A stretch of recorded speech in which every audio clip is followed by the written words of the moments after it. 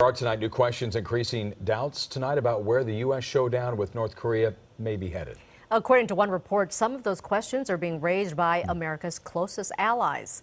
KCAL 9 political reporter Bryan joins us now with details. Dave. A lot of concern about American foreign policy in general, but especially, of course, with regard to North Korea. Tonight, the New York Times reports some foreign diplomats see the Trump White House as a troubling enigma, an administration where foreign policies conducted on Twitter and the lines of authority and decision-making are unclear. At the center of much of the concern right now is how the administration is dealing with North Korea and why.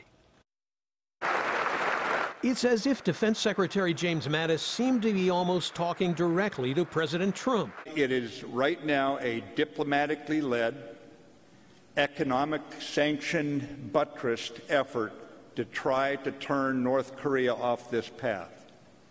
Now, what does the future hold? Neither you nor I can say. More North Korean missile launches, possibly an ICBM next, are expected.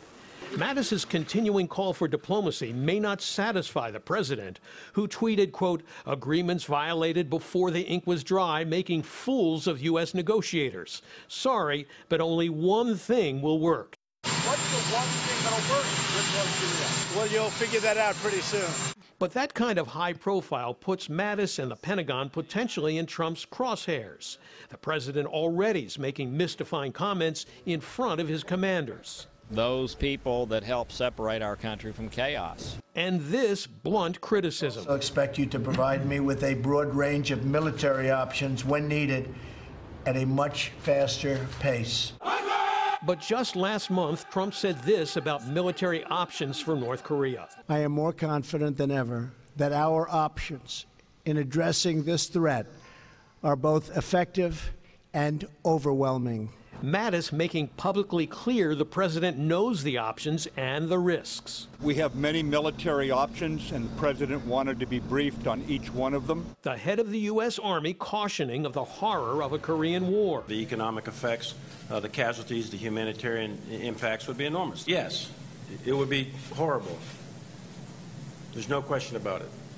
But so would an intercontinental ballistic missile striking Los Angeles or New York City. And reminding the world it will be a presidential decision, not the U.S. military, about what to do next. We're not going to make the decision. That decision will be made by the duly elected representatives of the United States of America. So, what is next? Well, it's Tuesday now in North Korea. That's a state holiday. Intelligence officials say that could mean another missile launch or nuclear test will be conducted. And the big question is, if that continues, how will the U.S. respond? Jeff, Lena, back to you.